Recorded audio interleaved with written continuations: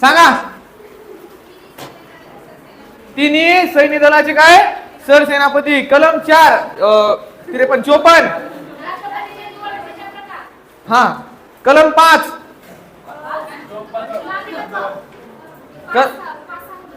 कलम 55 56 काय पदावधी. 57 राष्ट्रपती पुनर्निवडणुकीस काय पात्र. 58 राष्ट्रपतीच्या पदाच्या पात्रता. कलम 59 कलम 60 राष्ट्रपतीची.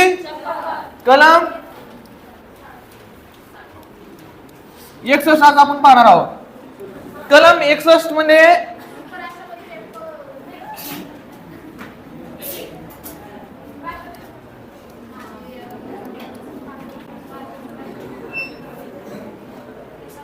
झालं. भारतीय राज्यघटनेच्या कलम 61 मध्ये महाभियोगाशी संबंधित तरतुदी आहेत. मग आता महाभियोग म्हणजे कोण सांगा मला काय. महाभियोग म्हणजे काय कोण सांगा. हा म्हणजे राष्ट्रपतीला त्यांच्या पदावरून दूर करण्याची जी प्रक्रिया आहे त्या प्रक्रियेला काय म्हणतात महाभियोग. मग आपल्याला पाहायचंय की महाभियोग म्हणजे काय. मी तुम्हाला लिहून पण दिलेला आहे याच्या आधी आहे का.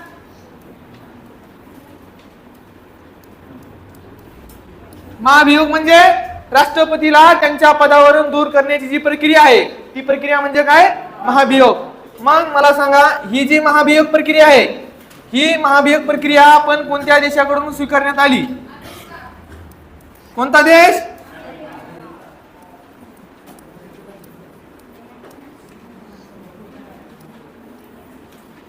कोणत्या देशाकडून स्वीकारली आपण. लक्ष सगळ्याच आहे फोन मधली. कोणत्या देशाकडून स्वीकारली आपण अमेरिकेकडून स्वीकारली बरोबर का. मग ह्या दोन गोष्टी कळाल्या आपल्याला. महाभियोग म्हणजेच काय राष्ट्रपतीला पदावरून दूर करण्याची पद्धत कोणत्या देशाकडून स्वीकारली अमेरिकेकडून बरोबर का नाही. मग आता जी पद्धत आहे ती पद्धत कशा प्रकारे भारतात फॉलो होती ती आपण या ठिकाणी पाहणार आहोत. मग राष्ट्रपतीला जो काही पदावरून दूर करण्याचा काहीतरी आधार पाहिजे ना बरोबर की नाही. म्हणजेच तुम्ही एखाद्या व्यक्तीला पदावरून दूर करताय बरोबर की नाही. समजा मी आहे इथं मला तुम्हाला क्लासरूम काढून टाकायचंय मग त्याला काहीतरी कारण असेल ना बरोबर की नाही. उगाच काढून टाकता येईल का नाही. मग राष्ट्रपतीला आपण कोणत्या कारणावरून पदावरून दूर काढू शकतो बरोबर की नाही. त्याला एक कारण असेल काहीतरी तर त्याला कारण आहे पहा. कारण आहे त्याचं घटनाभंग.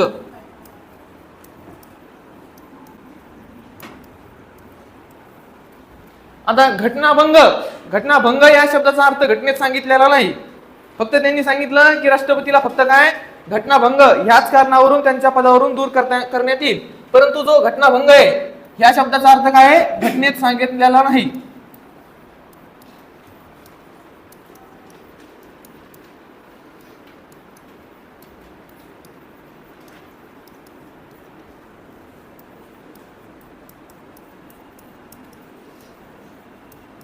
सांगितलेला नाही.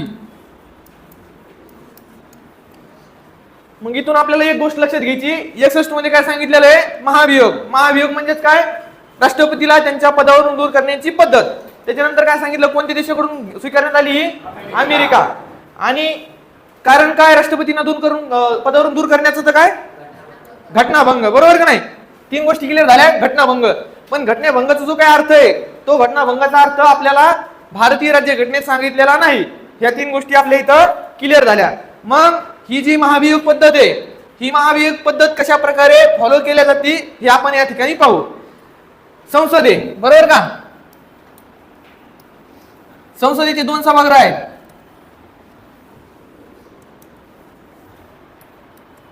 कोणकोणते रे. पहिलं आणि नंतर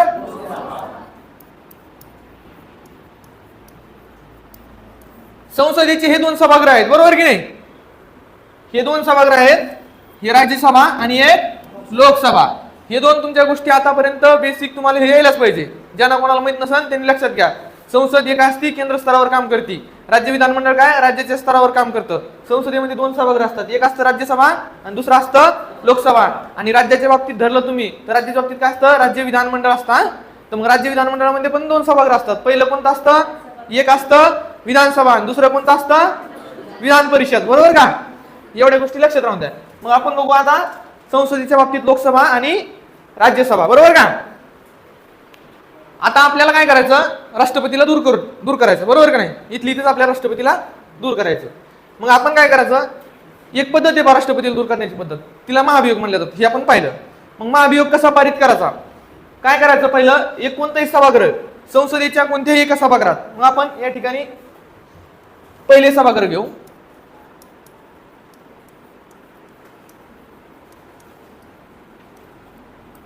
पहिले सभागृह. मग यामध्ये पहिले सभागृह घेत असताना आपल्याला शॉर्ट फॉर्म लिहितो लोकसभा किंवा राज्यसभा कोणत्याही एका सभागृहात आपल्याला ही प्रक्रिया चालू करता येते. पहिले सभागृह इथे घेतला आपण. दुसरे सभागृह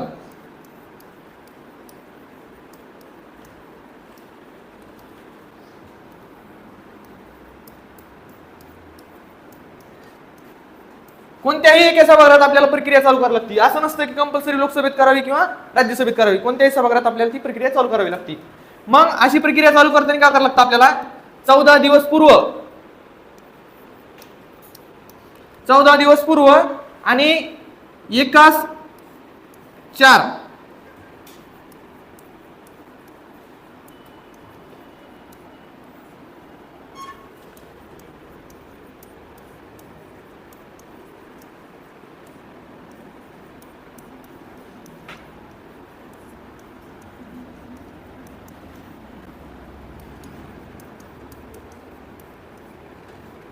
काय करावं लागतं की पहिल्या सभागृह घेतलं कोणतंही घ्या लोकसभा घ्या किंवा राज्यसभा घ्या. राज्यसभा किंवा लोकसभेत आपल्याला काय करावं लागतं 14 दिवस पूर्व नोटीस द्यावं लागते. म्हणजे जर आज इथून पुढे 14 आज किती तारीख आहे 13 आहे ना. 13 पासून पुढे 14 27 घ्या. म्हणजे जर 27 तारखेला आपल्याला हा ठराव मांडायचा असला राष्ट्रपतीला दूर करण्याचा तर आपल्याला काय करावं लागतं 14 दिवस पूर्व तशी नोटीस द्यावी लागते सभागृहाला. आणि ती नोटीस देत असताना काय करायचं की 1/4 म्हणजे किती व्हायला 1/4 किती 25% सदस्य. म्हणजे सभागृहाचे काय 25% सदस्य जितके सदस्य असतील टोटल सदस्याच्या 25% सदस्याच्या सहीनिशी काय करावं लागतो तशी नोटीस सभागृहाला द्यावं लागते. सभागृहाला म्हणजे त्याच्या अध्यक्षाला तशी नोटीस द्यावी लागते. मग ती नोटीस दिल्याच्या नंतर 14 दिवस झाले का 14 दिवस झाल्याच्या नंतर काय करेल एक ठराव त्या ठिकाणी मांडावा लागतो. असा एक ठराव समजा येऊ आपला हे पेज असं त्याचा ठराव.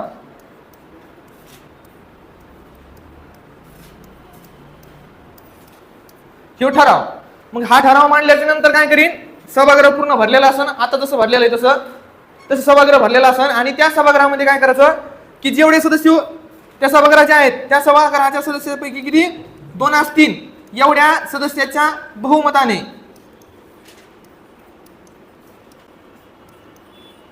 बहुमताने ठराव पारित करावा लागतो.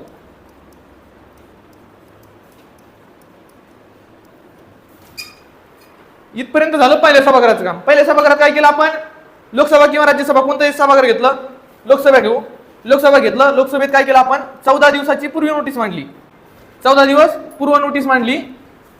14 दिवस मांडल्याच्या नंतर आणि त्याला काय करायला 1/4 म्हणजे 25% सदस्यांच्या सह्या घेऊन ती नोटीस आपण त्या सभागृहाला मांडली म्हणजे अध्यक्षाला दिली. बरोबर का. त्या अध्यक्षाने काय केलं 14 दिवस झाल्याच्या नंतर म्हणजे 27 तारखेला हा ठराव मांडला. आणि हा ठराव मांडल्याच्या नंतर काय झालं त्या सभागृहाने 2/3 बहुमताने म्हणजे किती व्हायला लागलं 2/3 किती होतं मागचे किती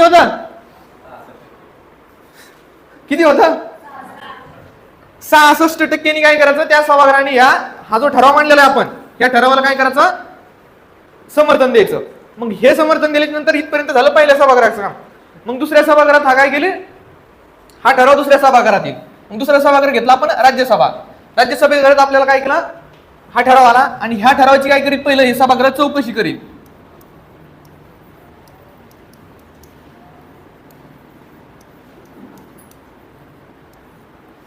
हे सभागृह काय करील, चौकशी करील.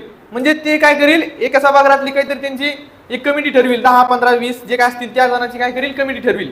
आणि त्या कमिटीकडे काय देईल की तुम्ही काय करा, राष्ट्रपतीच्या बाबतीत जो काही घटनाभंग केलेला आहे त्यांनी, तर त्या घटनाभंगाची काय करा, तुम्ही चौकशी करा. मग ती समिती काय करील, चौकशी करील. आणि चौकशी अंती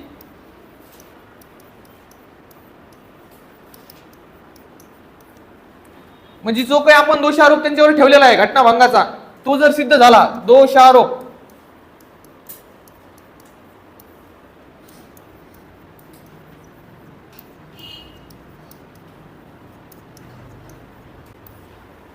सिद्ध झाल्यास काय करताय, चौकशी करील. चौकशीना जी समिती आहे त्या समितीला जर दोषारोप सिद्ध झाला असं वाटलं तर ती समिती काय करेल, परत 2/3 बहुमत घेईल. किती घेतलं होतं, 2/3 बहुमत.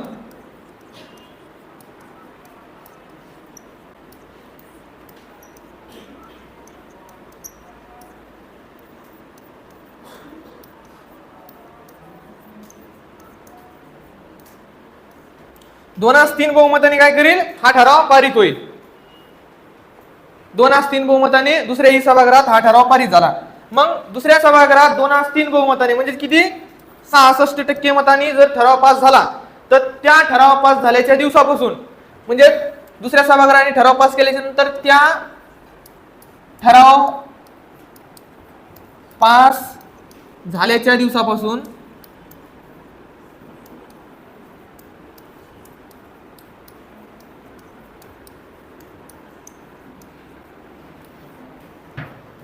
राष्ट्रपती पदावरून दूर होतात.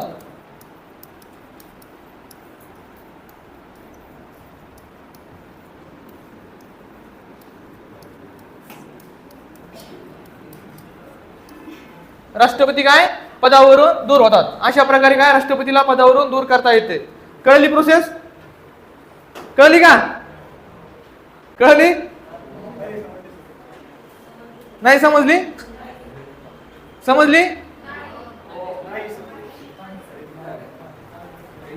एक मिनिट.